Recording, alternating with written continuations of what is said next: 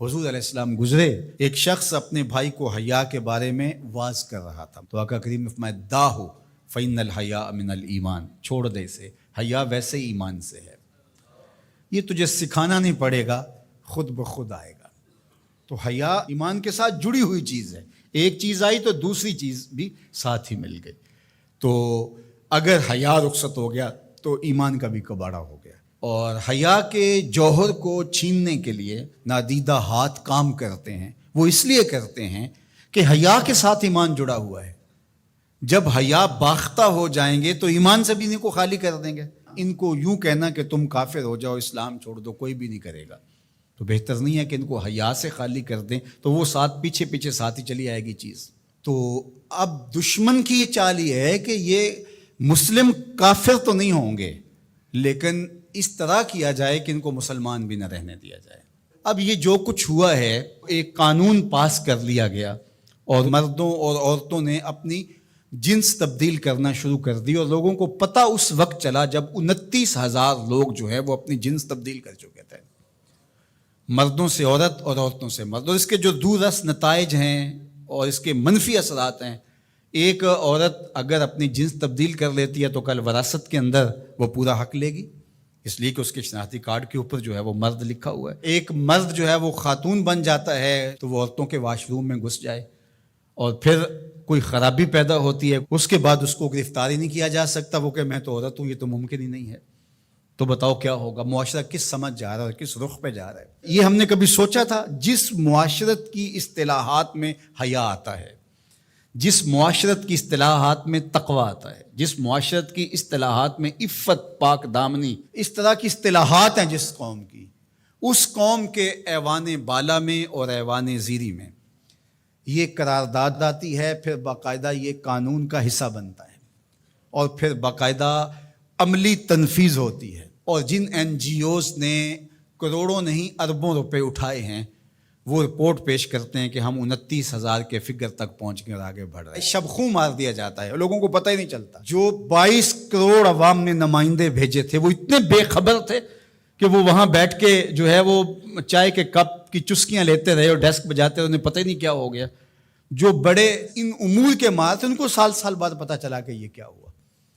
تو یہ معاشرت کو اس گندگی میں، اس غلاظت میں دھکیلنے کے لیے سب کچھ کیا گیا، اس کو قانونی تحفظ فراہم کر دیا گیا۔ ہم جنس پرستی کی طرف، اور نہ جانے وہ لفظ نامانوس ہے ہمارے لیے، لیکن اب وہ سرایت کر گئے اس معاشرے کے اندر، اس پہ بات ہوتی ہے۔ اور ہم کہاں گر گئے ہیں، کس گڑھے میں گر گئے ہیں؟ ہم انسان ہیں، یہ تو چوپائے بھی نہیں کرتے۔ جو آج مغرب کر رہا ہے، وہاں کے سنجیدہ طبقے بھی اس پہ آواز اٹھاتے ہیں، وہ بھی سر پکڑ کے ان کے دانشور کہتے ہیں یہ کس سمجھ جا رہے ہو؟ چونکہ جمہوری نظم ہے، جہاں زیادہ لوگ ووٹ ڈال دیں گے وہ ہو جائے گا، لہٰذا اس وجہ سے وہ مجبور ہیں۔ لیکن وہ کہتے ہیں یہ کیا ہو رہا ہے، یہ کیسے ممکن ہے؟ اللہ تعالیٰ نے قرآن مجید میں ارشاد فرمایا اولئک کالانعام بل ہم اضل، انسانوں کی اقدار سے برگشتگی اور ان کا اخلاقیات سے دور ہو جانا، اور اس کے نتیجے کو اللہ تعالیٰ بیان فرماتا ہے، تمثیل کے طور پہ چیز بیان فرمائی کہ یہ لوگ چوپائے ہو گئے ہیں۔ اولئک کالانعام، یہ چوپایوں کی طرح ہے۔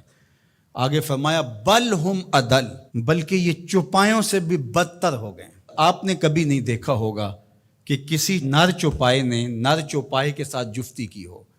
جب جنسی خواہشات پیدا ہوتی ہیں تو وہ اپنی مادہ کو تلاش کرتا ہے۔ کبھی نر سے جفتی نہیں ہوا ہوگا، لیکن انسان جب اخلاقیات سے گرتا ہے تو وہ اتنا گندا اور بدتمیز ہو جاتا ہے کہ یہ تمیز بھی ختم کر دیتا ہے جو چوپائے بھی رکھتے ہیں۔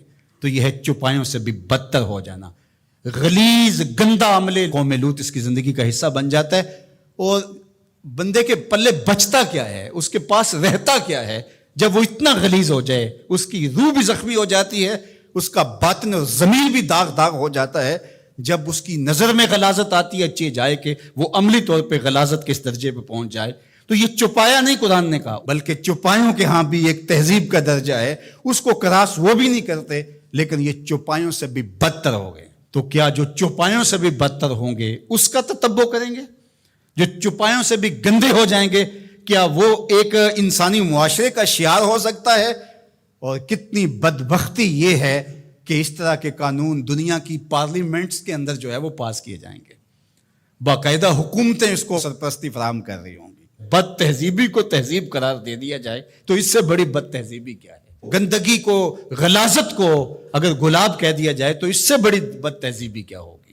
تو یہ معاشرت کی گندگیاں ہوتی ہیں، لوگوں کے ذہن کے اندر پنپنے والی گندگیاں مجسم روپ میں آ جاتی ہیں، اور وہ معاشرہ پھر انسانوں کا معاشرہ نہیں رہتا، وحشیوں کا معاشرہ ہو جاتا ہے، بلکہ وحشیوں سے بھی بدتر معاشرہ ہوتا ہے، بل ہم عدل کاملی روپ بن جاتا ہے۔ تو وہ معاشرہ چاہے کلمہ پڑھتا ہو، وہ معاشرہ چاہے بظاہر نمازیں پڑھتا ہو، وہ معاشرہ چاہے اپنے آپ کو کہتا ہو کہ میرے جیسا زمانے میں کوئی نہیں ہے، وہ گندہ ترین معاشرہ ہوتا ہے۔ تو مغرب کے اندر تو یہ چیزیں عیب نہیں ہیں، وہاں تو باپ اور بیٹی کا رشتہ بھی عیب نہیں ہے، وہاں تو جو ہے وہ دادی اپنے پوتے سے حاملہ ہو جاتی ہے تو وہ عیب نہیں سمجھا جاتا وہ اس معاشرے کے اندر۔ وہاں حرام زادہ ہونا کہ اس کے باپ کا پتہ نہیں ہے، وہ تو اس معاشرے میں عیب نہیں ہے۔ تو کیا مغرب کی نقالی میں ہم سب کچھ قبول کر لیں گے؟ ان کی جو چیزیں اختیار کرنے والی ہیں وہ تو ہم نے کی نہیں ہیں، ان کی وہ مادی ترقیاں جو ہمارے دین کے راستے میں رکاوٹ نہیں بنتی تھی وہ تو ہم نے کی نہیں، لیکن ہم ان کی غلاظتیں، گندگیاں اور ان کی وہ جہالتیں اس کو ہم جو ہے وہ اپنے سینے سے لگاتے ہیں اور مغرب کو خوش کرنے کی کوشش کرتے ہیں۔ یہ ہمارے اشرافیہ کا روپ ہے، اگرچہ عوام کا یہ روپ نہیں ہے، لیکن آہستہ آہستہ عوام، یہ جو 29,000 لوگوں نے رجسٹرڈ کروایا ہے، تو یہ کون لوگ ہیں؟ اسی معاشرے کے لوگ ہیں۔ تو یہ معاشرہ کس سمت جا رہا ہے، اس کے لیے ہمیں غور و فکر کرنا ہوگا، اپنی نسلوں کو بچانا بھی ہوگا۔